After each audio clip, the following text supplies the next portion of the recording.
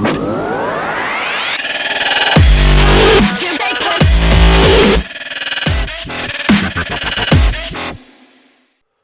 up, everybody? Welcome to S.W.A.T MMA. We're smoking weed and talking mixed martial arts. This is episode number 83. I'm Jarrod. I'm here with Paul. What up? We are coming to you from the fight capital of the world, Las Vegas, Nevada. On today's episode, we're going to be recapping UFC 255 and Bellator 253. We're going to take a look ahead to the next UFC Fight Night, Las Vegas, and we're also going to take a deep dive into the upcoming Mike Tyson versus Roy Jones Jr. boxing exhibition fight next weekend. Before we dive into all that fun shit, let's get started with our weed of the week. Smoke weed every day.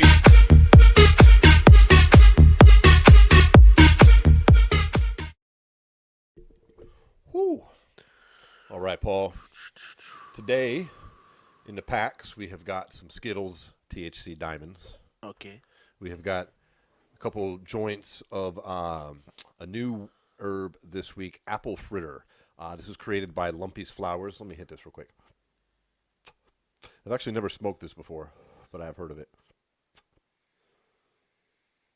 Lumpy's made this. It used to be a mystery as to what this strain was, but I think somebody figured it out. So there's a possibility that this is inaccurate, because I don't think Lumpy's Flowers ever confirmed these genetics, but it should be sour apple crossed with animal cookies. If you want to break that down a little bit further, sour apple is sour diesel, one of my faves, crossed with Cinderella 99, and animal cookies is Girl Scout cookies, which we smoke on the show all the time, and Fire OG, which we were just smoking last week.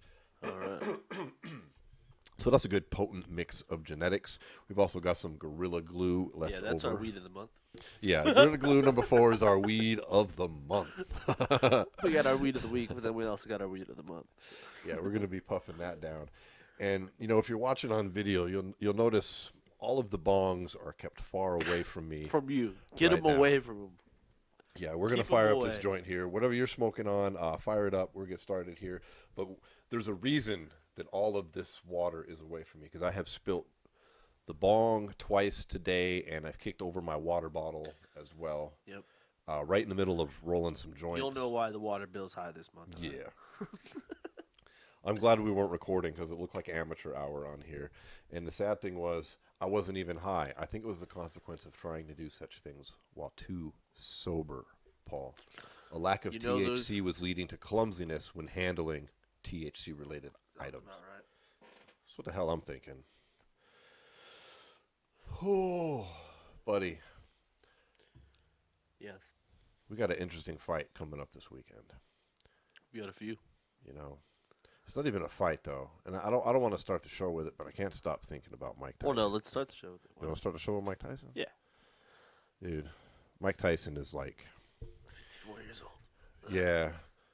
Here, well, you want to fire this up? Yeah. But Tyson was you know, our regular listeners know I was a boxer, amateur boxer. I wanted to go pro, and then I made bad decisions when I was 18. And anyways, Tyson was like, when I was coming up, dude, him and Pernell Whitaker were the reasons I started boxing. And Tyson, I was like a fanatic, dude. Like, I read every biography there was on Mike Tyson. Anytime he was on Sports Illustrated, I went out and grabbed that shit. I broke out the VHS and taped all his fucking fights. Watched that shit. Like, I know his whole life story.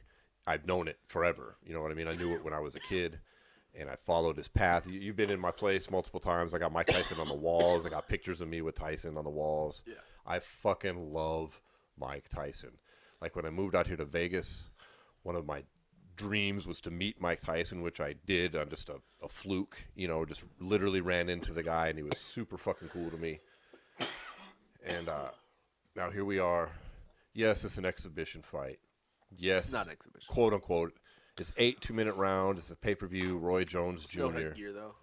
No headgear or anything. It's all you need, and it doesn't make it an exhibition. And it's versus only Mike an Tyson. exhibition, quote unquote, because the California State Athletic Commission won't sanction it as a regular fight, and they won't even have regular judges there. But the WBC is providing their own judges for this fight, which will be done by remote. I don't think we're going to need him. I don't think so either, dude. Because you're right. Tyson is 54 years old, but have you seen his Instagram lately? He don't look like 54 to me. Yeah. And we've all seen the training videos. See, that motherfucker is still fast. Although I agree with you, I'm Fast, just going to fast. play a little devil's advocate here for you. So, here's my only thing. I agree with you. Tyson carries like crazy power, and he's I felt it, dude. I shook yeah. his hand, and then his boy, who was taking a picture, he couldn't figure out my phone. So I just held Tyson's hand for like a minute. I still have some of that power. I guess. No, but here's the thing. Here's the thing. Is like no real offense to him. Obviously, this is just me, pointing some obvious things out. That's harsh. First of all, Mike Tyson stopped boxing for a reason. All right? Let's just all be honest. Every boxer stops boxing for a reason. Is when you either physically or mentally or both no longer have it anymore. And he didn't have it mentally. I think a little bit of physically. And physically, well, physically is debatable, I think. But he definitely did have it mentally. I mean, he quit on the stool. I mean, well, that's what I'm saying. That's what I think from not to like be a dick about it, but like if Roy Jones carries this into the 7th or 8th round, I could see him winning because Mike just doesn't have it like the gas tank to go that long. See, if this was like then or recently since that had happened, I would agree with you. But this isn't Mike Tyson who just quit boxing and quit on the stool. This isn't even been Mike Tyson who's been taking any damage. Or really, this is Mike Tyson who went out and tripped a lot of psychedelic drugs, found himself, found a new way to live his life, went out on Broadway shit. You know what I mean? Became really a whole different person. And now he's back with a hunger, as he's talked about on Joe Rogan's show. He talked about it, why he quit fighting was his ego. Yeah. And the way it drives him. And now he's unleashed it again. But it's a Tyson that's been sitting on the couch, man. It's a Tyson That's ultimately that hasn't been taking any damage, unlike Roy Jones, who last fought up in 2018. And it's a Tyson who is hungry in a way I don't think Roy Jones is, because he's unleashed a competitor that's inside his soul that hasn't been out of the cage in like years. Like he wouldn't let him out because Tyson wouldn't even train. He wouldn't fucking watch boxing. He really was like, nah, I can't let the beast out. Here's the thing is like, don't get me wrong. I think Mike Tyson's winning the fight. I'm just trying to give an angle of where you could pick against him. Right, and I feel bad picking against. I like Roy Jones, dude. Yeah, I like Roy Jones. We have a connection with Roy Jones Jr. on the show, albeit second party. But like the magazine that we write for, we're about to. He was on the cover. Yeah. We're about to do some boxing commentary here for this new network. We can't really talk about yet, but we work a lot in boxing shit. And the guy who puts on the magazine is good friends with Roy. He's always sending me pictures of him and Roy Jones and new pictures of him and Roy, and like. Spoke to him on the phone briefly before. Like, he's a cool guy, and he's a great boxer, and he's definitely one of the all-time greats. But I can't possibly, even if I thought he would win, I can't pick against Mike Tyson in a comeback fight. Just personally. It's completely biased. I think Mike's going to win by knockout, but I see the way to victory for Roy Jones. And it's literally to just – yeah, good. All right, it's literally just to tire him out. At the end of the day, you know what I mean? It's going to be to go Tyson out there. looks pretty in shape, though. It's only 2-minute rounds here. Yeah, but here's the thing: is everybody's in shape until you go a full fight. You know what I mean? Like we're talking, if Mike gets into situations where there's flurries, I would like to see how he holds that muscle that he has now compared to how he used to. You know what I mean? Like he said, this is more of like an endurance thing to me. Is like you were saying how he has been fighting for years and all that stuff like that. On the opposite side, Roy has been fighting for years. Roy has trained fighters all over the world and is constantly training. Roy's been constantly active in the boxing scene for sure. Yeah, so that does bring up the question of: is Roy going to be able to go in there, and is it going to be like any other weekend, like sparring session compared to where Mike is going to be? This is a big fight, and I got to go in there and knock him out, and he tries and he ends up punching himself out or some kind of situation like that. It could happen at their age. That could happen. Roy can avoid him long enough for Mike to punch himself out at this age. It's Roy Jones Jr. Absolutely, he could. And you're right. This is a 54-year-old man fighting another 50-year-old Yeah. man, just to be honest. But these aren't regular men to begin with. Yeah. And Tyson's not a regular retired athlete coming out. Like, believe me, if this was Mike Tyson trying to sit here and tell us, like, Jarrod, Paul, I'm going to go make a run in boxing now. I'm going to go fight, Fury. No, dude. I've heard this talk online about how he said he wanted to fight Fury for fucking charity and Wilder for charity. Great, but you're going to get murdered. Fighting a 50-year-old, 49-year-old Roy Jones Jr. 2-minute rounds. I'm excited. I know. Oh no, I'm definitely excited. And I think Tyson's. I know it's hitting pads. I mean, even Ronda Rousey looked like a wizard on hitting pads. But this is Mike Tyson. We Did know you see what that he photo can do. he posted over the weekend of him in the ring? Yes. It gave me goosebumps, dude. I feel like I'm a kid again in a Mike Tyson pay-per-views. I wonder what are there going to be weights? I haven't heard shit about the weight. I assume it's at heavyweight. Roy's not. Well, yeah, I know. That's what they said, lightweight or heavyweight.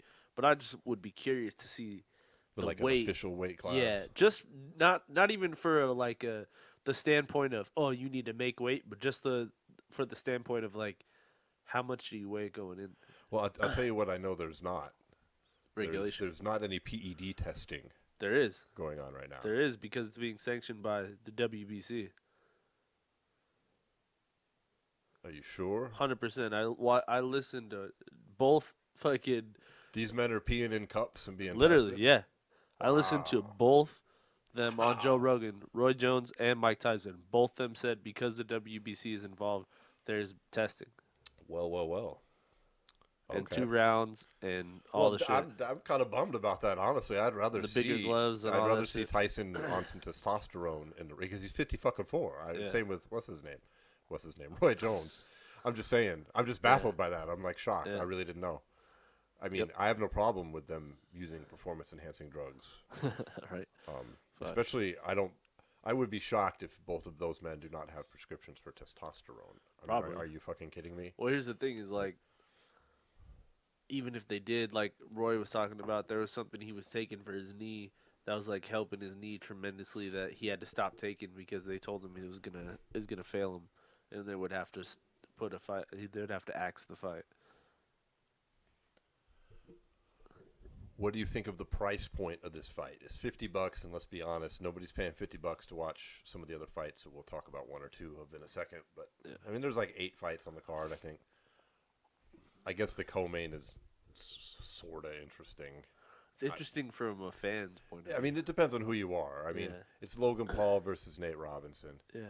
and I mean, Like I'm Nate not Robinson, the basketball player. yeah. Like, I like circus fights sometimes, but I tend to just not give Logan Paul much credit because I don't follow him on social media. I'm not like a fan of his YouTube shit. But let's be honest here. I hear he has like 45 million subs all across social media platforms. Yeah. That's pretty fucking popular. oh yeah, he's popular. I don't doubt his popularity. I know he won that fight against KSI or that boxing match. No, that was against his brother. KSI. That was his brother? Yeah. That was Jake Paul? No, that's Logan. This is Jake. See, I don't even know. Exactly. I don't know shit about Exactly. nothing. Why don't This you is tell his little me brother. and our listeners? This is his little brother, and I mean, like he's kind of shit. He's the one who wants to fight Dylan Dennis too, and he like wanted to fight like Soldier In Boy. MMA? Nah, in a boxing match. Dylan Dennis? Yeah. Well, Dylan Dennis can't throw punches. I mean, neither can this guy. He's not the greatest puncher ever. He's beat like 2 other YouTubers or some shit like that, and like now he's gonna fight Nate Robinson because I guess like Nate Robinson disrespected him at some event or something like that. Like didn't take a picture with him. I don't know. He's like gangster like that. He's like, nah, you can't be dissing me, Now we Nate gotta Robinson. fight. Yeah. We're gloving up, son. Yeah. And How so tall is Nate here's Robinson? the thing. Not very tall. He's about 5'10", maybe And 5'8". But here's the thing with Nate Robinson. Nate Robinson is a multi-sport athlete. He's not gonna go like he's gonna have like that athletic edge at the end of the day. Sure, and he's Nate definitely Robinson. got some- A lot of people don't know this about Nate Robinson. Nate Robinson was all American in basketball and everything like that. But Nate Robinson was also All American in football. He literally was, if could have chose to get drafted in the NBA or the NFL. He tried out for the Seahawks 3 years ago. 3 years ago. Yeah, he tried out for the Seahawks and almost made it. He was on their practice squad for a minute. No, that says something. Like, he has athletic ability. He has, you know what I mean? Like, and that type of athletic ability translates to MMA, and it'll probably translate to. Well, here's the thing: is like boxing. Like when you talk about like that fast twitch muscle, maybe. you know. Well, not only that, like that fast twitch. Like he was, you know, a point guard in basketball. You're talking about a lot of cuts and shit like that. So you got to think he's got good hips. You know what I mean? Yeah. Same thing in football. He's a corner, so you know he's making quick movements. He's gonna understand how to move around the body. Yeah, and he's probably got good footwork. So who knows? You know what I mean? We're talking about a guy fighting a guy who's not a professional boxer. You know what I'm saying? Like, it's different when we're talking about two guys who are, like, Jake Paul has, like, a fucking whole thing on his YouTube where he just, like, fights people who are other, like, influencers. Like, he invites them over to his house and he fights them. Like, that's literally, like, what. Are they, like, friends after, or? I guess. No, I don't know. Like, some of them, yeah, they're like, or is it, like, Billy Bully Beat Down, where he's, like, just kicking some assholes ass? Well, I mean, like, he just, like, invites them over for, like, a training session. They can either choose to wear headgear or not. And then, like, after, it's like, what is what it is. But he doesn't know what he's different. doing. He's not like a boxer. I mean, he does. He has, like, he trains with, like at a gym. He's not like a serious. Like, I don't think he's boxer, like, yeah, like I don't Golden think. Gloves. No, nothing like that. Him and his then brother what are the both fuck? wrestlers. Him and his brother are both wrestlers, like, literally. All right, well, he seems to have a lot of fucking popularity from that. Yeah. So we'll see what happens. I mean, I get what they're trying to do with the pay-per-view. They're hoping I mean, let's be honest. Mike Tyson's the A side here. Yeah, for sure. I mean, Roy Jones is highly respected. He's one of the best ever to grace our planet, but not too many people are clamoring for a pay-per-view for him. Well, yeah. They're the casuals, but everybody. I think if either one of them would have came out of, like, retirement, there's other fights that they could have done that would have not been as big, but you know what I mean? Like, this was it's pretty solid main card too. I mean, you got overall, it's $50. I'd pay that just for this Tyson fight, to be honest. Yeah. I don't care about the Paul thing. There's also it's interesting. Vidal versus Rashad Coulter for Badu UFC Jack's fighter. fighting on there. Badu Jack's there's on a there. decent. There's actual couple.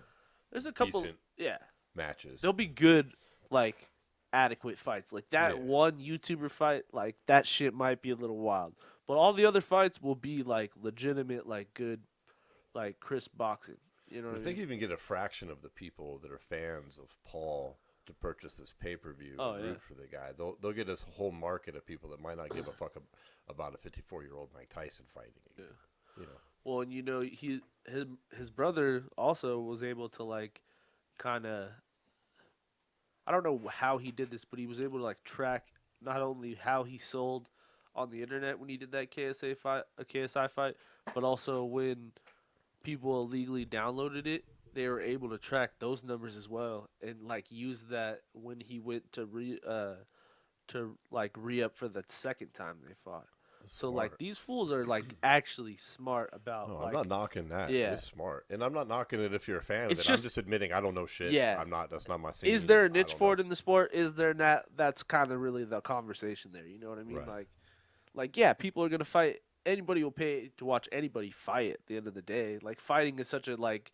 You know, it's such a thing where people are like, fuck, Dude, you want to watch them fight? Yeah, let's watch them fight. Look at the fight we were watching before we started the show from Twitter. I mean, it was a ridiculous inside a convenience store construction worker versus free, like an apparent homeless dude.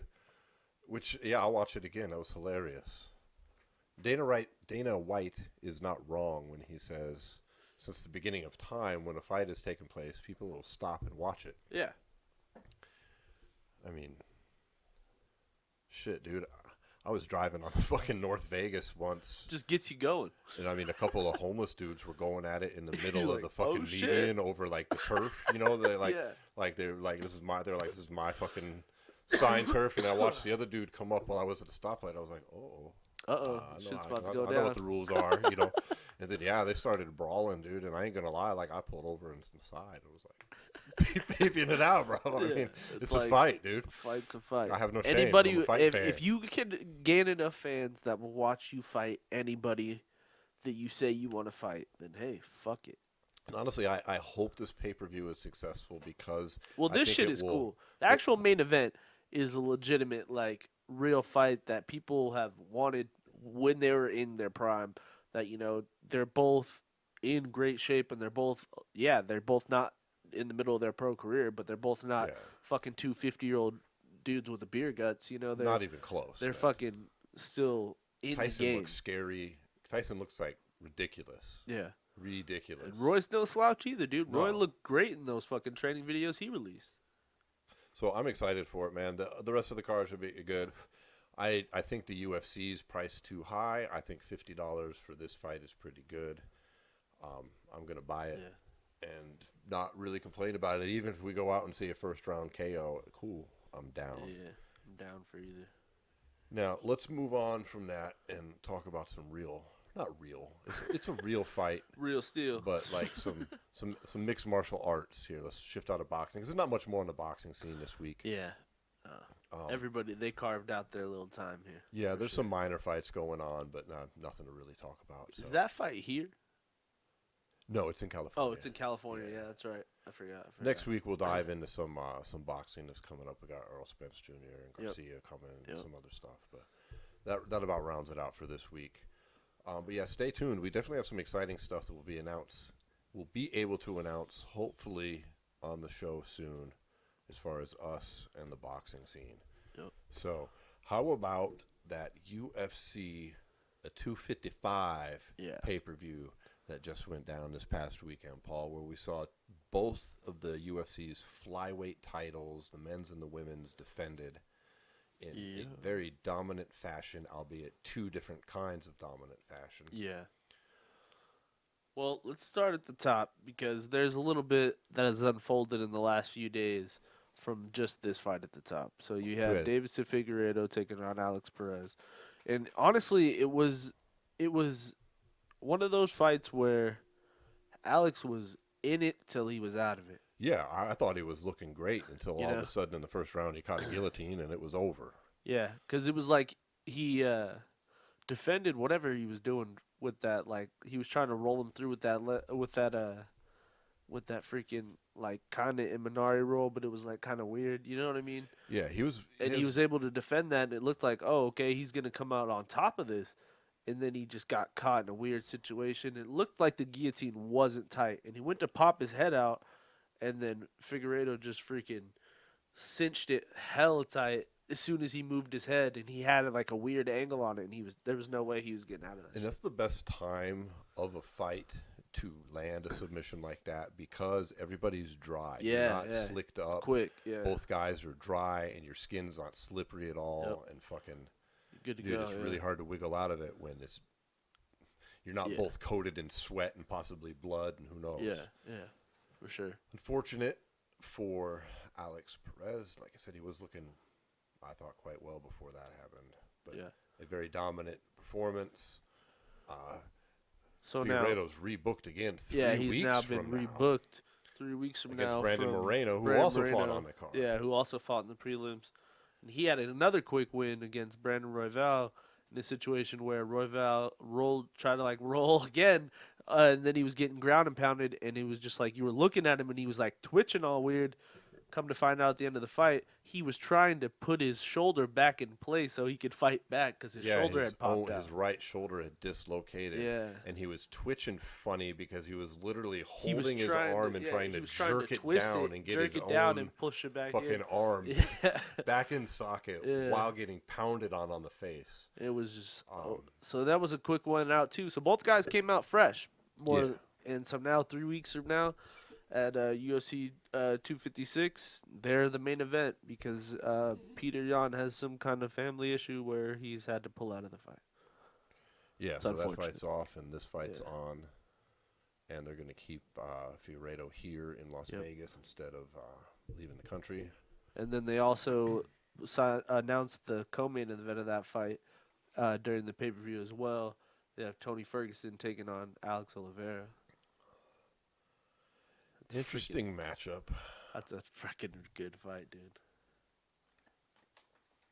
This will tell us a lot about Tony.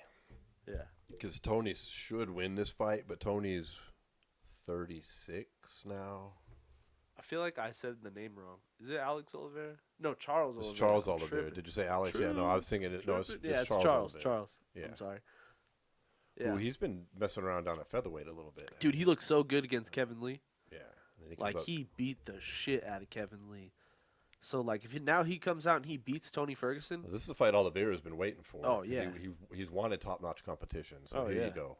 He's he's kind of had the career where, you know, like, he beats all the lower-lying competition. But then when he gets to, like, the big name, he's had his downfalls in his career. Yeah. And this is really where he's gonna be able to turn the corner one way or another. You know what I mean?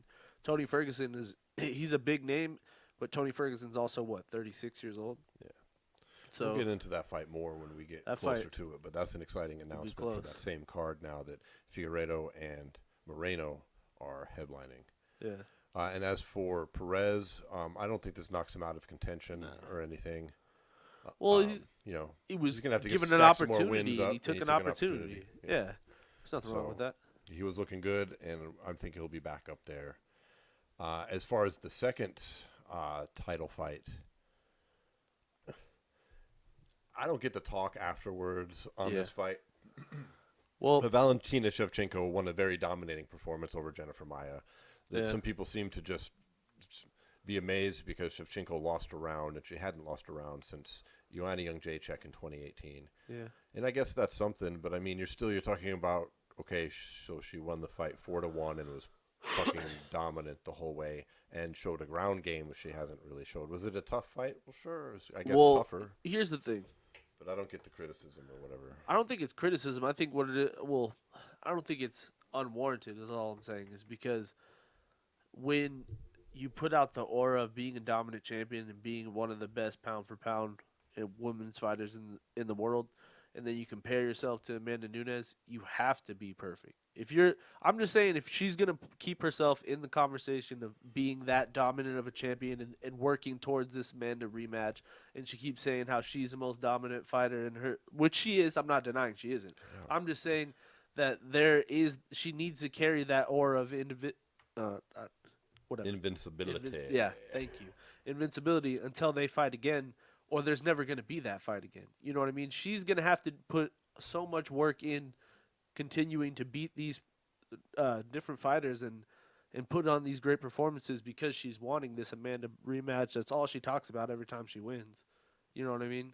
So, like, that's where I think. Do you think this fight was close or something? No. Like, I'm just saying I'm just saying everybody loves Amanda Nunes, and they're basically holding that standard up to her to make it like, you know what I'm saying? They're all used because when you talk about dominant champions in women's divisions, those two are the two you always compare.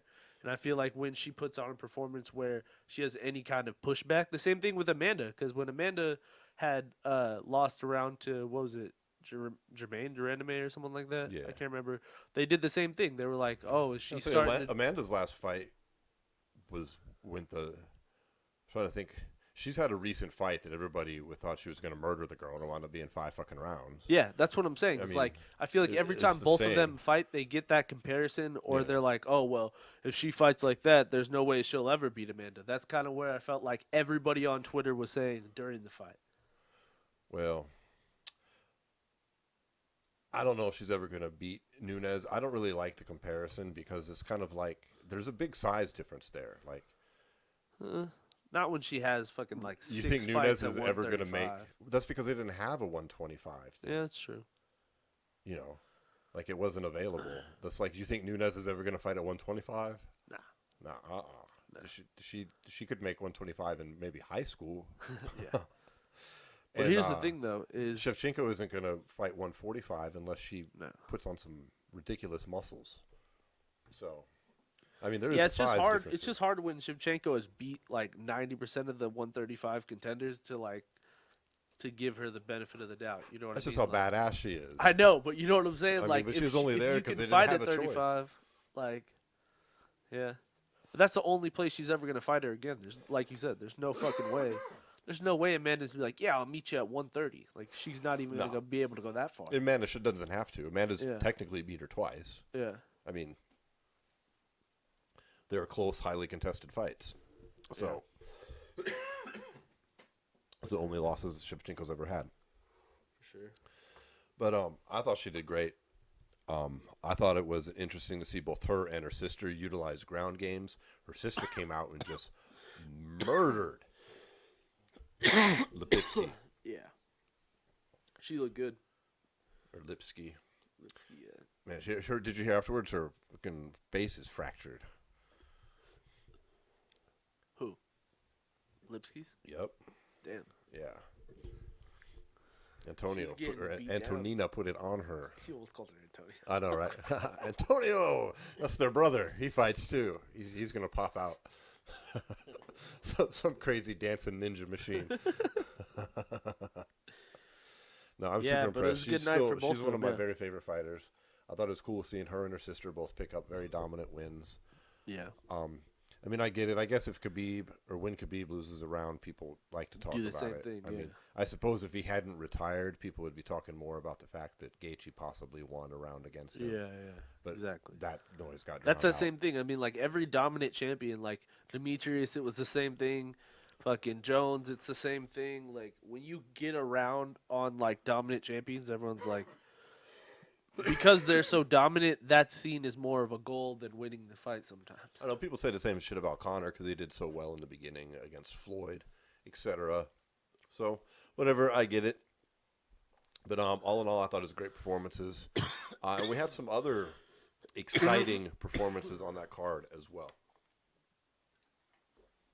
including how about Joaquin Buckley making the return from his crazy fucking KO against the Beverly Hills Ninja. And Sleeps him with a really impressive knockout. Earns himself another fight of the night bonus. Yep, gets another $50K in the bank. I wonder if he's going to CVS tomorrow. Right, so that's $100K minus taxes. So Yep, and that's two in the last 2 months? yeah, you think you're really gonna show up to your job? I mean, you do you, man. But damn, Maybe he's gonna start his own CVS. maybe you should start franchise. quitting your job and do some two-a-days. Yeah, shit. You know, instead of doing that shit. He's looking good though, and then he Just saying. comes out right after the fight, calls out James Krause, which is a pretty big fight for both of them. The only thing holding it back though for a minute is Krause did have that knee injury after his last fight. Yeah, Krause is a little bit fucked up, and if I'm Buckley, I don't know if I'm gonna sit around and wait for him. You know what I mean? Like, because that fight's not going nowhere. We talked about it like 3-4 weeks ago. Mhm. It was right after the first KO. Krause was Yeah. throwing some shade at him. Yep. Basically, it was Yep. like, I don't like that dude. Yeah. I think that heat there is real. That's a real fight. By real, I just mean that there's animosity, like real animosity, not some oh yeah, for Conor sure. McGregor dramatics Yeah. or anything. So that's cool. I like that fight too. Although, Well, I here's don't the know. thing too is Joaquin, he looks like he's way bigger than James Krause, or is that just because of the way he's built? I'd have to see him, Well, side by James side. Krause fights 170 or traditionally, but he's fought 85 before. And But 55, here's the hasn't he? thing. Here's the thing is Buckley doesn't even weigh 185. He came into the fight Yeah, and he's he like weighed 182 and a 182. half, yeah. And then also they shared on the broadcast that they were at the weigh-ins and he chugged a whole Pedialyte before the weigh-in so he could get close enough Yeah. to wait so they won't so the commission couldn't do anything because technically you have to be like within 5 pounds. No, I find that very interesting because I would take that to mean that he did no weight cut whatsoever. Yeah, he's just working out. Yeah, that's just his weight. Yeah. That's where he's at. Yep. And he's fucking very in shape. Well, And that's he's a what I'm large saying, dude. is Like, like, he's if he fucking want- ripped, dude. He's Tyrone Woodley fucking ripped. Oh, right? yeah. So that's got to give him an advantage over somebody that is coming off a goddamn weight cut, dude. Yeah. You cannot recover from a severe weight cut in 24 hours. Usually the only thing that saves you is the fact your opponent's doing the same shit. Yeah. Right? But nobody's full performance in 24 hours when you're cutting, 15 pounds the day before. It's just human true. impossibility. So if he's trying to weigh extra and he's built like that, that could be a big advantage. Like he might not gas out the way somebody with that type of build typically gasses out so quickly. Well, I think it know also what I'm saying? speaks. Yeah. Well, I think it Speculative also, here, but if they end up getting that fight with James Krause, he probably would be willing to go down to 70 for that you fight. probably can then for Yeah. sure. If he's not cutting weight at all, like, come on. Yeah, you could cut. That's very impressive. That's something I wish more fighters would do. It's like Jerry Cannon, dude. I really wish more fighters would do that. Stop cutting so much weight. Yeah, I think it's a smart strategy if your body type allows it. Oh yeah, for sure. Sometimes That's there's the just biggest ridiculous size differences. Yeah. That dude is like pretty light for his size if you look at him, you know what I mean? Yeah, for sure. So, also on that card, we had some unfortunate things happen as well. What's that? You know, Shogun Ua is still fighting. Shogun Hua. The pride of pride. Yeah, I don't know why he's still fighting. He needs to hang him up after that. Dude, Paul Craig worked him, man. He did. Fucking worked him. Yeah. And no shade on Paul Craig. I think he's a legit fighter. And I didn't know ahead of time that Paul Craig took that fight on like a week's notice. The last first one? time. I didn't either. I just thought he lost. Yeah, no, it was that a explains draw. a lot. It was a draw. It was a draw, but yeah.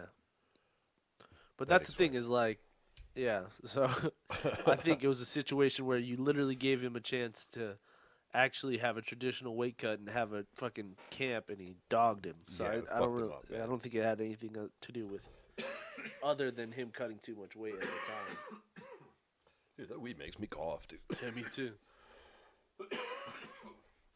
That's that apple fritter right there. That shit is harsh, bro. Yep. God damn. Whew. That's why we're coughing so much, folks. It's, we're smoking that mango or apple fritter joint. Like, I know they told me it was mango fritter, but there's no such thing. There's only apple. Fuck. Yeah, I'm good on that. Yeah, man. I can't keep coughing on this. Sorry about that, folks. This is a harsh one right here. My goodness. Whew. So, dude, Shogun needs to retire, though. It's time to hang him up, man. It's time to call it. I don't. Fighting's so tough, dude. Like, and it's different. It'd be like, well, you want to see Mike. You guys are fucking just saying you're excited to see Mike Tyson's 54-year-old ass fight. Well, Mike Tyson's not in the UFC. He's not going to fight. I don't want to see him fight Tyson Fury. Yeah, exactly. I have no desire to see him fight Anthony Joshua. Yeah, he's fighting another fucking 50-year-old man. Yeah, that's cool. Shogun Hua can go fight. That's why go Tyson fight shit. Anderson or something. He's talking about that Legends League they want to start. That's why it was go okay. Do that, dude. Yeah, that's go why it was Vanderlei in the fucking Legends League. Bro. Yeah, that's why it was okay when he fought Lil Nogs. It was like, all right, you guys are the same age. Whatever. Right, it's the same thing. Yeah, but like this fight, Paul Craig just picked him apart. It was hard to watch. It's like Anderson Silva, man. We can't. Yeah, I think just a couple weeks ago, dude, it's time. It's not that you can't fight anymore. You can't fight the best guys in the fucking world anymore. There's no shame in that. Just go. UFC should be kind and let them out of their contracts. So well, they can supposedly go fight they did. in these other things. But then Dana came out and said he didn't. Yeah, true. Like you can't make him come back and fight in the UFC. Dude, let him go do Tyson's Legends League. Let him go do some PFL nonsense or some shit. Yeah, go ahead and collect a bag real quick. Yeah, dude. Seriously. Yeah. That's what it is. By holding these guys, the UFC, over their head, it's Dana that is fucking it up. Well, it's because they have all the leverage. If you really think about it, when you're 40 years old and your skills have diminished, what leverage do you really come to the table with? You know what I mean?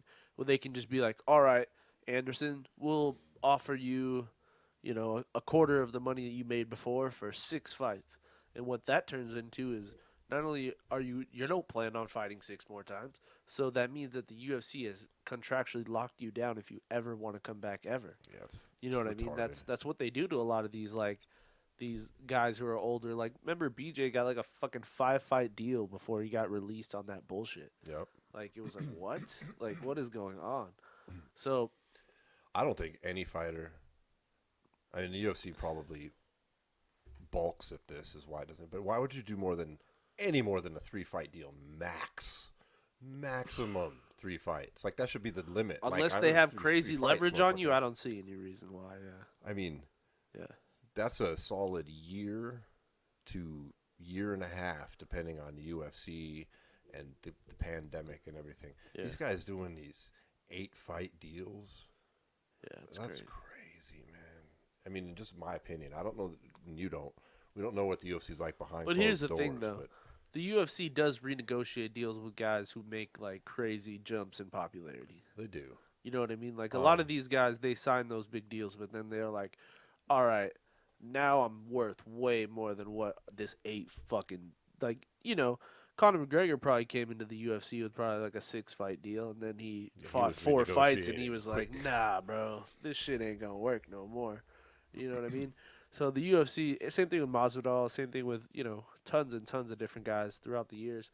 So at the end of the day, the UFC, the only like structured deals like that those really matter for, like your older fighters or your journeyman guys, or the gatekeepers of the division kind of guys that they want to lock down because they know that they're quality. Like, to use this weekend as an example, I feel like this is unfortunately what Mike Perry has turned into. That's the fight I want to talk about next. Yeah, someone who's very interesting, who's not old but isn't young, who can hang around, and he's he's an interesting fighter like Mike Perry. Mike Perry is an interesting guy.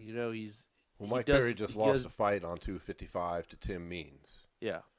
And Mike Perry is an interesting guy. And lucky for him, Dana came out afterward and said he's not going to cut him. Yeah. He said never going to cut him because he likes how Mike Perry fights. And I get that. And Dana's trying to send a message to the rest of the roster as well, that if you fight a certain way, you will have job security. But not everybody's Mike Perry. But I want to talk about that fight specifically, Paul, because when that shit came out, that first round, I was like excited, dude. A, because it's a good fight, but B, because Perry came out and was quite a different fighter in that first round. And then, and we'll talk about that more in a second, in the second and third rounds, I was massively disappointed. Yeah. And now I don't understand what's going on. Well, here's the deal. I think what has kind of plagued Mike Perry is early on in his career, he got really, really, he had a lot of big knockouts and, big KO highlight reel, superior boxing. But here's the thing. thing. When he's using it. Is every time he's lost and every time he's been derailed in his career, it has come in the grappling department. It's come in getting pushed onto the cage or size. Those are the two things. It's like grappling and size have been the two things that have plagued his career. Well, that's why I was so excited this round against Tim Means. Tim Means is way bigger height-wise than Mike Perry. He's like 6'2". Perry's 5'10". Yeah. Perry's buff. Mean is tall and lean. Yeah. All right. But in that first round, Perry comes out, bullies Means up against the cage, gets him in a body lock, gets the high leg up, slams him right down, picks him back up, slams him again, takes his back, works for a rear naked choke / neck crank. Yeah. Can't get it on the one side, so he switches sides while on his back. This is much higher level grappling skills. Than he's ever done. Sides We've to never sink seen it in better, this, right? And dude, he misses it by a hair, just a fucking hair. All right, then they wind up getting back up, and Tim was fighting it. I mean, it's not just I'm not trying to imply that Tim wasn't doing anything. Yeah. He misses it by a hair because Tim's defending. Yeah. All right, but then they wind up back on their feet, and the rest of the round is pretty good. I want to talk about Tim Means in a second too, because he illustrated something I talk about a lot. But this is about Perry. The rest of the fight, Perry, his boxing was shit. Yeah. He abandoned the grappling. Completely. He walked straight forward, ate jab after jab, and tried to throw big right hands over the top against a taller man.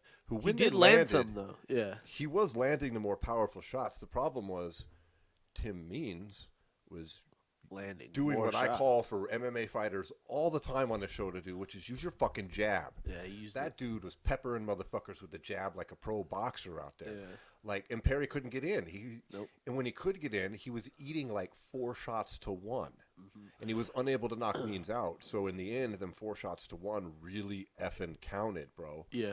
Well, that's the thing is one thing that Tim Means has always done over his career is he's good at managing his power with his shots. He's not going to throw the crazy big punches, but he's going to throw the shots that land that you don't see coming. And he gets you know those what I mean? nasty elbows, and those jabs open up a lot. Yeah, they open opens up everything for up. his game. Yeah, because then you have to worry about it the whole fight. Yes. And then you're not worried about other shit. And he understands that, and clearly his team understands that, because Tim Means, and I forget what team he trains out of, because they get he's in Albuquerque, but they get so overshadowed in Albuquerque because Yeah. he trains at the other gym in Albuquerque, Yeah, not exactly. Jackson Wink. Exactly. And I don't mean any disrespect to them. It just slips my mind right now because they know, completely get overshadowed. Yeah.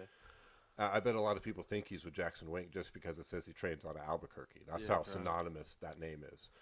But he was landing them nasty elbows on Perry. That jab opened everything up. Yep. And I talk about that so much. Like, imagine Stefan Struve if he would throw a jab like that in fucking fights, dude. For real. It opened everything up for him, though. Dude, everything.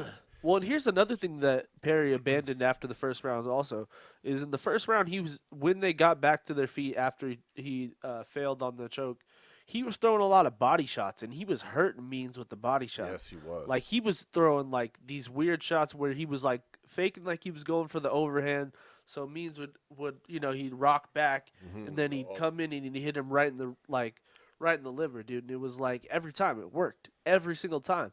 And then after the first round, I don't know what the fuck happened. He literally like shut off after the first round. He looked so good, and I don't know how any judge I was like, oh my god, Mike Perry's evolving as a fighter. I'm like, holy fucking shit. But you know what I think has happened here with the whole drama with gyms and coaches and all the shit that he's been going through, and he's, all the outside bullshit as well. Ultimately, it was one of his coaches, but I don't know who the guy was. I mean, they didn't go cut to his corner. I don't think anybody told him anything. They didn't say shit to him. As near as I saw, he was just fucking sitting there staring at Tim Means. It was his girl and his coach. Yeah. And, I don't think he got corner advice in the fight, did he? Yeah, he did from the coach, but it wasn't. Do you think he's receptive to it after all this shit he talks about corners? He was that's what I'm saying. Off a spot. I mean, that's the problem. Is I think that Mike Perry has gotten to this situation where he was so focused on the grappling because he knows that's where he's like had bad situations that now he's overcompensated and he's focused way too much on the grappling and jiu-jitsu that he's lost all crispness and all like his boxing looked like his boxing is just lost at all. Yeah, it's fallen off a cliff. I was so bummed, man. I was excited, man. The first 5 minutes, I was like, "This is the Mike Perry. This motherfucker's coming up. Yeah, he's a genius for not having a corner. He knows what he's doing." Yeah. And then by the end of the fight, I'm like, "Is this guy ever gonna fucking change?" Yeah. I mean, are you gonna regress? Have you peaked? Was that it, dude? Have you hit the? Well, here's the thing. Bro? I just think he needs to get to an established gym, man. And swallow that ego down a bit, bro. Yeah. That's what it is. This corner bullshit, that's his ego, man. Yeah. This is, to me, is symptomatic of an ego problem here. Yeah, it makes sense. I don't know. I mean, I get your ego's fucking important, man, but you still need He's also gone to like somebody to check you. He's also been in some weird situations with gyms, though. Like that whole thing with Jackson's, I probably would have left Jackson's after that, too. Because, like, they made that whole Cowboy fight about them. Yeah, not really right. about it was when him. he fought Cowboy. Yeah, like he was on a good track over there. Like he was looking good, all that shit. But like I just feel like they made that so much about, the gym choosing him over Cowboy and all that shit, and how Cowboy was leaving the gym and all that. And I just felt like that was such a volatile situation to be, thrown into he literally was only there for like 2 months. Like, you know what I mean? Yeah. So.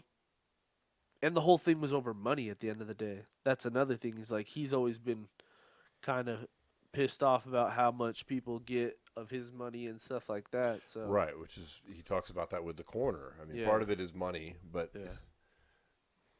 I think I don't know. It's pretty egotistical to be like I don't. It is, but I'm just saying he's also been in some unfortunate situations when he's joined big gyms like that. For sure. Fucking MMA is tough because it's not, and we don't it's need an ever evolving sport. It's ever evolving, and when you go to a gym, you don't get like when you have a fight coming up. You're not just about you. Like you're not in there at the gym by yourself like you are with a boxing camp. Yeah. Like most boxing camps, when you've got a fight coming, whether you're a big name or a fucking on the local circuit, man, the camp's about you. Yeah. Like when Mike Perry goes to Jackson Wink and has a fight, the camp's not about him, dude. It's a team, and it's like that with all MMA. It's a team thing. Like only the really high level fighters like Connor can afford to put on their own camp. You know what I mean? I think that's more or less been adopted from it being mixed martial arts. Every other martial arts sport you think of, like taekwondo, boxing, wrestling, judo, jiu-jitsu. At the end of the day, you've got guys in your gym that you see as your teammates, but when you step out there, there's nobody there to save you. So at the end of the day, it's an individual sport. But the people that are around you are ultimately your team at the end of the day. You know what I mean? Well, he needs to do something to find somebody. I feel like that's what he's missing too. Is like he's missing like. I mean, Dana just came out and gave him job security. So, dude, go find a fucking camp. He's got all kinds of talent. Yeah, he's got talent. Yeah, it's not over. Like it's just like dude. he just needs to sharpen up a little bit. If you could just tie some shit together, I think he could go on a run. I don't know if he could be fucking champ, but I mean, you could. And I don't know how serious he took this fight, man. He came in overweight, posting pictures of him eating cheeseburgers, eating pizza 3 days before the fight. Way overweight too, like 175 pounds. Yeah, and eating cheeseburgers and putting it on Instagram. He said Tim Mean said that he was sending him to him, like taunting him like that. Like, come on, bro. Come on. Like, you got the job security, but at the end of the day, you're getting 30% off the top because you just didn't make weight. And he's probably on a bonus system. That fight was good too. That could have been fight of the night. Like, for real, he could have been fight of the night and lost out on $50K if you really look at it. Yeah, I mean, he still hung in there. He was landing big punches when they landed. But that's what I'm saying. Like, it was a good enough fight to where that like there was really no other fights on the card. I don't think they gave out a fight of the night. I don't even know, but I know Figueiredo was pissed off he didn't get something. But whatever. Yeah. Whatever. Yeah, they gave it to Buckley instead of him. Yeah. It was the performance of the night. Buckley was one of the highlights. I wasn't mad at that.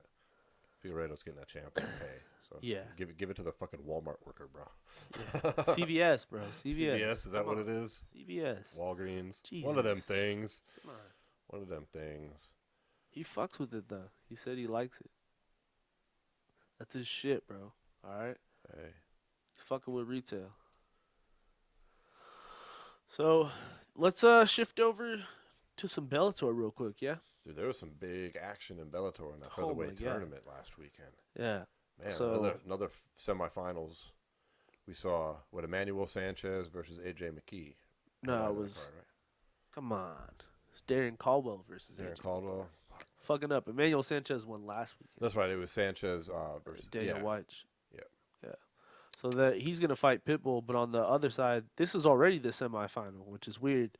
Sanchez and Pitbull probably aren't going to fight for a while. And now you got Darren Caldwell versus A.J. McKee, which is like ultimately supposed to be seen as, Caldwell has the extensive wrestling background. McKee is also a high-level wrestler, but doesn't necessarily have the same, I guess, pedigree. Accolades. Yeah, pedigree. And so it comes out early, and Caldwell goes for the takedown, and it looks like he secured it, and then... Yeah, he's on top. Yeah, he's on top. Bottom. And then he's controlling him. Yeah. He's letting a little ground and pound. Yeah. And then McKee goes for, like, a fucking guillotine, you think, at first. Yeah, it kind of looks like a guillotine attempt from the bottom.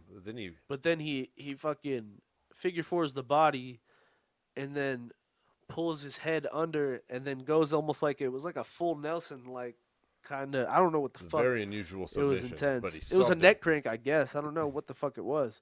It was intense, but he fucking subbed him real quick, which nobody saw coming. It was, a minute into the fight? Yeah, it was amazing. Yeah. Caldwell's kind of sent back to the shed. Now AJ's 18-0, 17-0, 17-0, 17-0 in Bellator. All in Bellator. Yeah. 25 years old, I believe. And that's a statement right there. That's Caldwell a statement. Is legit. He's also got a ticket to the title, whether it be versus Emmanuel Sanchez or Pitbull. I think it's probably going to be Pitbull. That's good. That could be a big passing the torch fight. And McKee said after the fight as well that he wants his 55 belt after this too. Oh. Yeah. All the smoke. Really? That would be sick. Imagine they fight for the 45 belt and he's like, all right, I'm moving to 55. Let's rematch. Man. For your belt, motherfucker. I can see it happening, man. This guy's got everything going for him. Like, here's the thing: is him and Aaron Pico were real close, and a lot of people thought Aaron Pico was going to be the one doing what he's doing right now. Mm-hmm. And I feel like he was always kind of the dark horse, and now he's come to fruition. You know what I mean? Like, he's a Bellator product. Like, this is how you promote a guy right here. Like, this is probably the best representation of how to promote a guy in MMA so far I've seen in a while. Especially if he comes out with the title, winds up getting that title. Well, and here's the thing: is the UFC also is not necessarily a company anymore that like has homegrown talent anymore. No. Like they're past that. You have to be elite of the elite to be in the UFC. Dude, I think the last homegrown talent we saw was like Brendan Schaub. These guys that came on tough and had their usually very the first tough fights guys. on tough, Yeah, and then got onto the Kimbo UFC Slice. off of tough. Yeah. Well, you know Kimbo what I mean? Slice was around. I know, doing but you other know what I'm shit. saying? But, like, I think Schaub's a good Ultimately, example. yeah. He didn't have any MMA fights. He had no fucking Forrest Griffin. Like Forrest. Like although they have like fights, but they're not really like freaking Nate Diaz, bro. At the end of the day. Yeah, Nate. Yeah. So, but Bellator can still do that. Yeah. They're in the process of doing that with Aaron Pico, and AJ's been a lot more. You know, he's been around. Leapfrogged him, yeah. Leapfrogged him for sure. Many more fights. Yeah. And of course, he's been dominant. That's the thing is very dominant. He's got a highlight reel of submissions and knockouts. He's a guy who can do it all. That's what's scary about him. Is like a lot of these guys, you know, they're specialists, and he's not. He's just all around good. Like he's got power in his hands. He's got crazy submissions. He's fast. He's explosive. Like he's got everything going for him at this point. There was another fight on that card with a big name. We had Jason Jackson taking on Benson Henderson. Benson Henderson, and former he UFC fucking champ. worked Benson. Yeah, he did. Benson's took him to the woodshed. Yeah, this was at 170. Yep. Scott Coker's calling for Benson to Sent go back down to 155. Yeah, I don't understand why he keeps flirting with 170. I don't think. Dude, he doesn't have the body type for 170. Yeah. Well, especially in his older age too. I think he just doesn't want to cut weight. You know what I mean? But at the end of the day, are these fights worth it at 170? No. Like, come on. No. Like, because all of these, like, he's never out of any of these fights. That's the thing. Is like, it's a hard fight. Benson doesn't really get finished. Like that Michael Chandler fight where he got finished was like the first time in like 6 years or something like that he had been finished. So that's Michael Chandler. I mean, yeah, that's what I'm saying. So like when you watch these Benson Henderson fights, he's so tough. You know he's not going to get finished, but like these guys are just naturally bigger and stronger than him and are just ragdolling him on the ground because like, and he's not out of it at any time. He's always fighting off on the ground. He's never getting subbed. He's never like he's just loses like ultimately. Oh yeah. One-sided decisions against everybody at 170. Yeah, like his 170 title fight. Like no, yeah, that was terrible. When he fought Koreshkov, yeah, dude, that was so bad. He was so much smaller. It was so too. bad. He just got murked. Yeah, it was terrible. That was terrible. So like, I just don't think he has any business being there. I understand the weight cut thing. It is what it is. If you don't want to fight at 155, you don't want to be competitive anymore at that point. Because like at 170, yeah, you're competitive, but you're never in charge of those fights. You know what I mean? There's never big swings of momentum in his way. If it's that he doesn't want to make the cut, dude, lose 5 fucking pounds of muscle mass. It's not the end of the fucking world. Yeah. Then your weight cuts, that much fucking easier, dude. Yeah. There's pros. I mean, if it's one or the other, I mean, it's better to lose a little muscle mass and stay at 55 if it's the cut than they keep getting manhandled by these bigger, younger dudes. Yeah, that's the thing too. Is like he's fighting a lot of these guys who are like much younger than him too. It's like if you're gonna do that, you gotta do it at 55. That's where you're gonna be at optimal levels. Yeah, I agree. At 170, it's just you're just outmatched physically. It is what it is, you know. That probably rounds out Bellator for this week. Yep. Upcoming, we do have a UFC event. Yet another in the UFC Fight Night Las Vegas events from the Apex Center. Yeah, here. Who even knows what number it is? I've lost count. It's like 15 or 16. 16. It's one of those two. But we got my boy Derrick Lewis coming back. Derrick Lewis versus Curtis Blaydes. This is an important heavyweight match. Oh, yeah. Very important match. Yeah. I'm not going to lie. There's like one fight on the rest of the card that we're probably going to talk about, and that's it. But this main event here is solid. I like both these guys. Absolutely. These are a couple of big men, dude. The question becomes, what is Derrick Lewis's weight when he comes in? Because he talked about before his last fight that he wasn't going to fight again until he could lose a certain amount of weight. Yeah, he's taken things a lot more seriously. Yeah. I think he's always taken them seriously, but he's put off the persona of being a joker in the gym. Yeah. But I think he's especially dialed in now, and he's even bringing that Well, out I think in he public. realizes before he was more or less just a slugger. Now he's a contender in this division. You talk about some raw talent. Yeah. I mean, dude. Yeah. That guy could be champ if he. Well, let's just look back. 4 or 5 years ago, he's right retired. run. He said he retired. Yeah. He was walking away. Yeah. And then now he's had this resurgence, and it's remarkable, honestly. It's an important fight here. These couple of big guys. I don't know who I want to win as a fan. I mean, I'm a big Derrick Lewis fan, but I mean, we've met Curtis Blaydes. He's a super cool dude. Yeah, he's a cool guy. I remember he picked your girl up. Yeah, like, that was did the bench press. Yeah, that's over why your I'm head taking. with That's why I'm taking Derrick Lewis. I gotta go with Lewis. Yeah, But I like Derrick Lewis. But it's ultimately just going to come down to whether or not he can stop the takedown So I was from gonna say Blaydes. it's a takedown game. Here. And what he can do on bottom. If he's able to, here's the thing with we've seen with Blaydes is he's definitely like he's relentless with his takedowns. We know that. He's a machine. But the thing is, at the end of the day, everybody gets tired when they grapple. And if Lewis can keep popping up, yeah, it's going to cost him energy-wise, but it also costs the person who's trying to hold you down. You know what I mean? Yeah. So I like to favor the puncher in a situation where this turns into two big-ass tired dudes.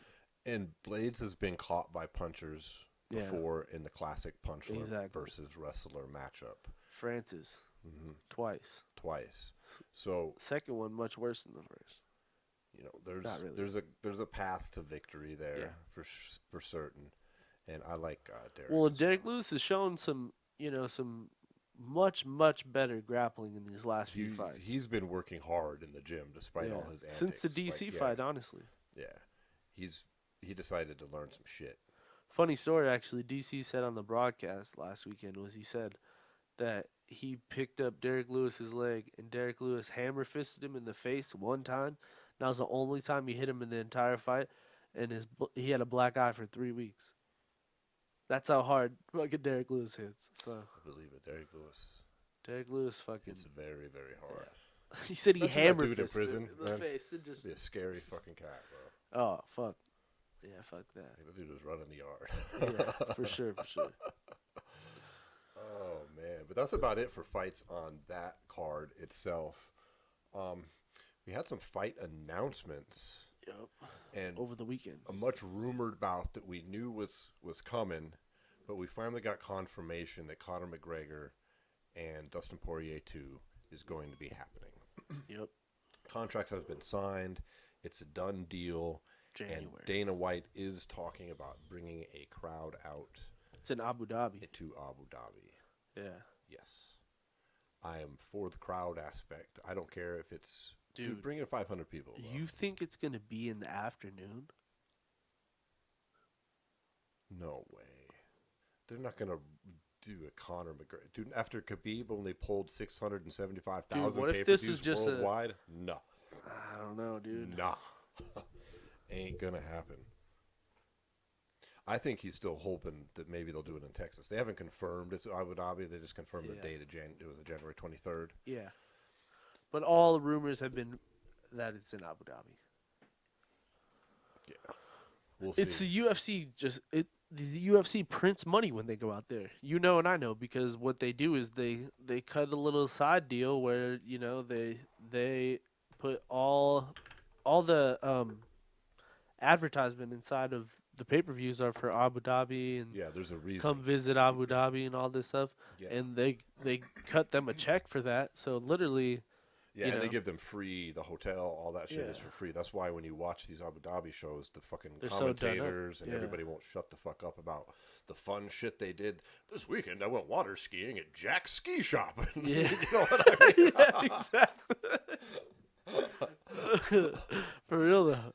And they actually do go. Like, they pay for them to go to those things so they'll tell stories about that shit. Yeah, like, all those guys be like a bunch of them have, like, driven race cars and shit like that. And Michael Bisping out there driving a race car. Motherfucker's got one eye, dude. Come on. That's come on. Dangerous. It's dangerous as fuck. But yeah, the so ad revenue's it's there. good for the UFC because they're getting all those expenses footed that way. The and planes, it's helping cut down on their loss of revenue from the crowd. Exactly. And if he does bring in a crowd for this Conor fight, it's are going to be very high exclusive tickets. Yeah, it's going to be high profile people, they probably influencers, won't release the ticket price like celebrities. No, it's not going to be general public. I mean, they'll be I promise you, there'll be people paying $1 million to go watch that fight. Oh, dude, and it's going to be a lot Live. of the people from a lot of the Sheik and a lot of the stuff like that. You know what I mean? From over that's there. the equivalent. Don't fucking do this dude, again. I almost Jared. spilt the bong again. Don't do it again, dude. That's crazy. Today is not my day. It's like I'm Put the rookie. bong down and step away. Like I'm rooking it up over here. Man, that was close. But yeah, those are going to be expensive tickets. That's a good fight. And we'll dive into that, of course, as it gets closer. But it's exciting to see Connor's that officially confirmed. And in relation to that, I've been reading a bit of the coverage of Conor McGregor versus Manny Pacquiao rumors from outside the MMA bubble. So I've been trying to read the boxing perspective. And prior to this announcement, the boxing perspective has been, this is a thing that's going to happen. Yeah. Manny wants this. So it's not just the MMA world. It's yeah, it's going to happen. Now, from the boxing side, they're like, no, Manny. Well, it's because they're both represented by the same people. So why would if both sides were on the same track, why would they say they're not? And that's what I was leading into. Is after this fight was announced, the immediate reaction in the boxing community seemed to be, well, I guess the Pacquiao fight is off, and then Adi Attar, Conor's manager, and not coincidentally, Manny Pacquiao's manager, came out and said, no, quite to the contrary, this fight is going to happen. Yeah. So we're going to see Dustin Poirier, and then watch this summer we're getting Pacquiao McGregor. I don't even think it's going to be this summer. I think if Conor's able to get out of even be quicker, yeah, it's going to come down to what happens in that Poirier fight. It's going to depend on when he fights again. Yeah, if he were to lose, I don't know if that Pacquiao fight happens. I don't know either because a lot of the shine is taken off the fight because he's favored or not favored to win that fight, the Pacquiao fight. Yeah. Anyways, if he goes out and makes short work again of Dustin Poirier, because Conor himself has said he wanted to get the Poirier fight in because he wanted to fight a southpaw. Yeah. Before he fights Manny, and I think that's here's the thing: is Conor gave Dustin the fucking work the first time. Yeah, he made short work. It was 145. It was nuts. Yeah, it was the first round. Obviously, TKO. both guys have progressed since then, but holy shit, the first time it was light work. So Dustin's got something to prove here. He does. He definitely does, and Dustin has had more fighting experience, but Conor's definitely in the sense their fight. These are more UFC fights. Yeah, for but sure. Conor's had the way bigger profile fights against. Yeah. I don't know. That'll be a great fight. I'm excited. I expect Conor to get the win here, but we'll dive into that as he gets closer. But that's announced and confirmed, and we've had another really exciting fight, which was your boy Chaos Williams is fighting that 30-second KO a couple weeks ago. For fighting Michelle Paeta, who's oh my God, the best. That dude is a wild. This is going to be great. That's not even a main event. I'm shocked by. It's in the prelims, I'm pretty sure. Oh, my God. He's going to knock him out mid-backflip or something. That is going to be an exciting fight. Chaos Williams, Michelle Piera. Yeah, it's going to be sick. Oh, my God, bro. That's a fight announcement I can get behind, dude. Absolutely. There's something here as we're getting towards the end of the show that we didn't discuss before the show, but I want to get your reaction to it because I think it's weird to me. So, Israel Adesanya's coach, who as a coach I think is a top tier, Eugene Robinson, the dude is definitely working something right over there at City Kickboxing. Okay. Behrman, but yeah. Yeah, Eugene Behrman. Is that what it is? Yeah. I said Robinson. That's funny, dude. I get high. I am like Joey Diaz with the names, dude. Khalifa Bob. Oh, it's terrible. I get high and I mix everybody's name up. But his coach. Yeah. All right, he comes out with the statement. It was this morning as of this recording, where he says that Israel Adesanya has John Jones dancing to his tune and doing exactly what he wants him to do. And I mean, look, I'm not throwing shade at Adesanya, but I think that is one of the more ridiculous things I've ever heard. Because if you flash back to 3 months ago, 6 months ago, when John Jones was asking for that smoke when he was the champ, and Adesanya was like, no, I need more experience. I need a couple years before I fight you, before I got work here at 185, all these excuses, right? Then John Jones suddenly vacates, and then boom, Adesanya's taking the next goddamn fight at 205, and he's like, John Jones is running from me. And then he talks this crazy shit about how he doesn't need to gain any weight to go to heavyweight, and John Jones is nuts for doing that. And then Robinson comes out and says that John Jones is playing to his tune. Why do I want to keep calling him that? Dude, I smoked a lot of weed the show, but you get my fucking point here. Yeah, I see what you're saying. Follow my point. I like these guys, but to me it seems they keep coming out and just sticking their foot in their mouth with these silly fucking... John Jones is not chasing Israel Adesanya. John Jones doesn't need Israel Adesanya. John Jones is pretty open in his declaration that I'm going to go to heavyweight. I'm going to beat Stipe Miocic, who is the baddest man on the planet. I want all that smoke is literally what he said like 4 days ago on Twitter. Yeah. I'm going to heavyweight. I'm fighting the champ. I want that smoke. Yeah. Adesanya is the one who won't shut up about John Jones. So I don't understand why. Yeah, I don't know. Both of them, being like, he's playing right into our hands. Both of them are like, what are you guys doing? Why don't you just clean out your fucking division? Why are you going to fight Jan Blachowicz anyway? His division is cleaned out though. Who else has 2 title defenses? I know, but everyone at middleweight's lost though. That's the problem. Is middleweight is run into a situation where everybody who was supposed to hold up their end of the bargain and become the contender has now lost. Like literally, look at across the board. Hermanson was supposed to beat Cannonier to get the title shot, lost. Cannonier is supposed to beat Whitaker to get the title shot, lost. Yoel is supposed to beat freaking Izzy. Well, what the fuck awful. was We that? don't need to see that Yeah, Paulo Costa was supposed to be the ultimate contender. Izzy made short work of him. Like everyone at middleweight who's at that top, Robert Whitaker is a contender still, but do we want to see that back already? That was 2 fights ago. I don't personally. You know what I'm saying? So I do think 185 is more or less cleared out as of right now. Darren Till's coming off. Darren Till was supposed to win. He loses to Whitaker.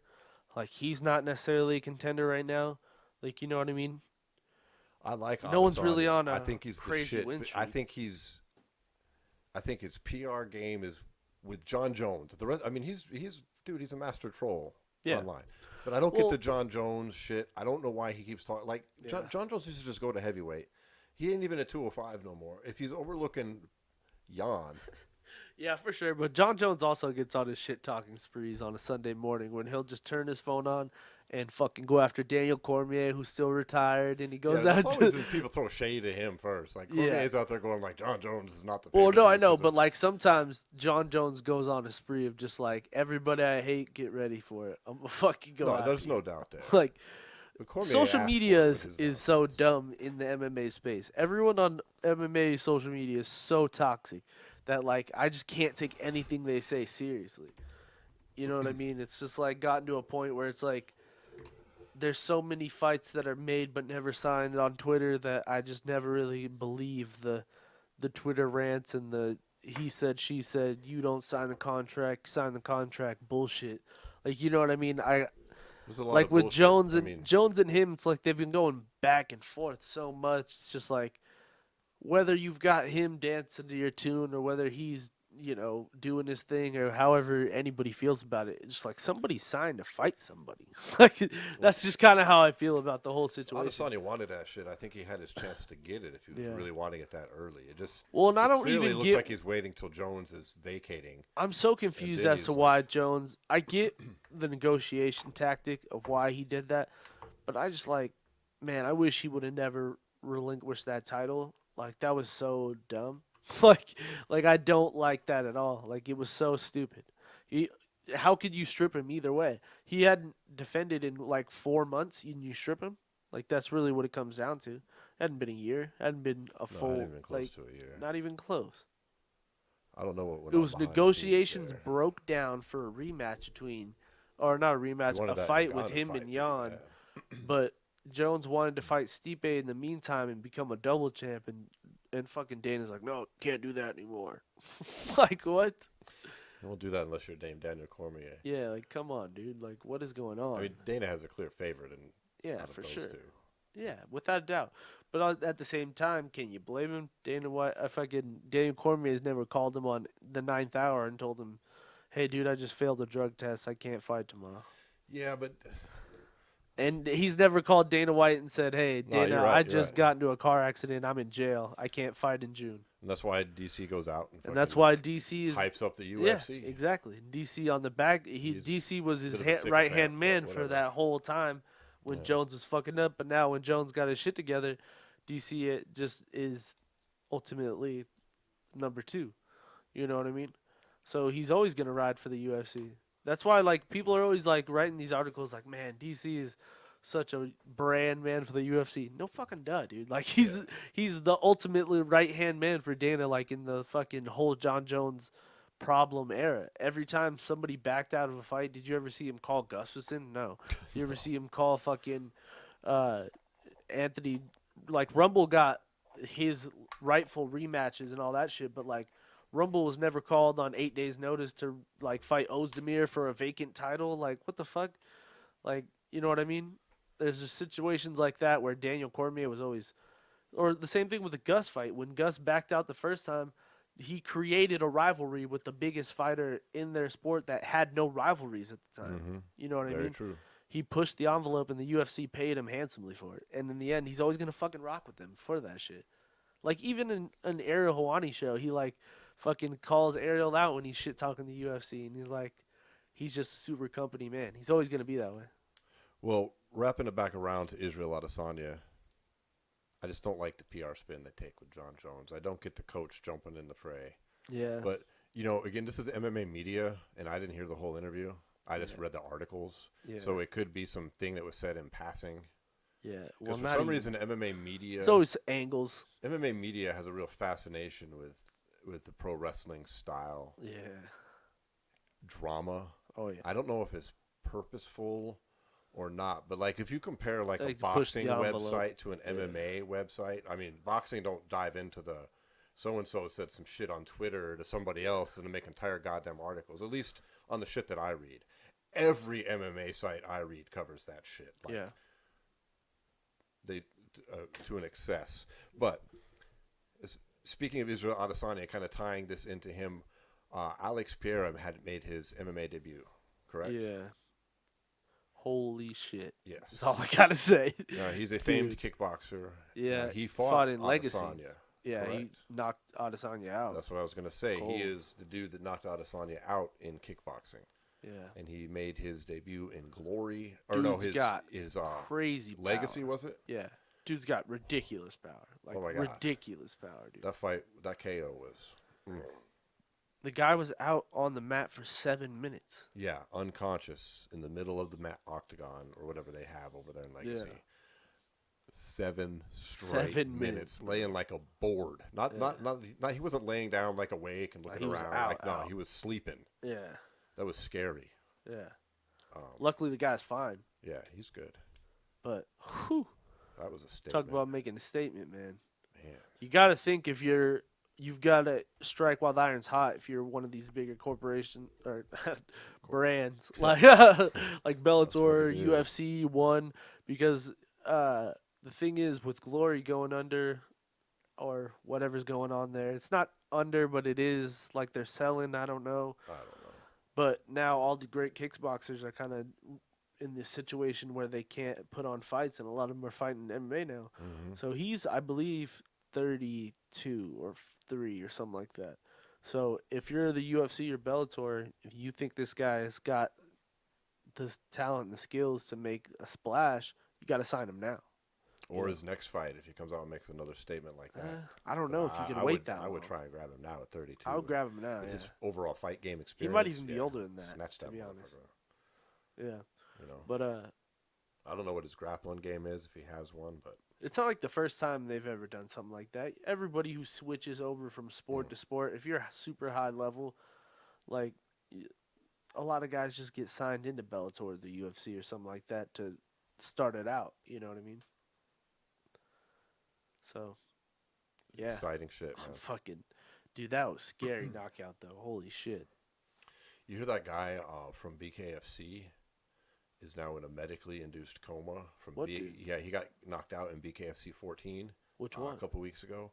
He took a throat punch. What? And yeah, now he's been in a coma for 2 fucking weeks. That's terrible. That's bad publicity for them, honestly. Yeah, that was a bad look. It was an accidental thing, but yeah. Well, I mean, it's fighting. Fighting's fighting. I guess his trachea was hemorrhaging or something. Jesus Christ. Yeah. So I guess there's no more throat punching in BKFC. No, you're not supposed to, anyways. Yeah. But fuck, because your hands are smaller. Yeah, there's nothing you can do. I mean, you're bobbing and weaving. I'm surprised something like a throat punch hasn't really happened in the UFC yet. I'm sure it has. It just hasn't caused damage like that. Yeah. Speedy recovery there. Hopefully, shit. But yeah, he made an amazing debut, and I'm excited to see what happens with Alex. Yep. Well, I think that about wraps up our show today. I think so. If you're new to the show, you can catch us on wherever you get your podcast from Spotify to Apple Podcasts to WBUZ 95 on radio.net and the Orange Radio app. All that information is in one handy location for you. SWATMMA.com, where you can head over there, click the gear button, buy a t-shirt, buy a sweater. You know, winter's coming, so get your shit. Support the podcast. Thanks, everybody. Peace. Later.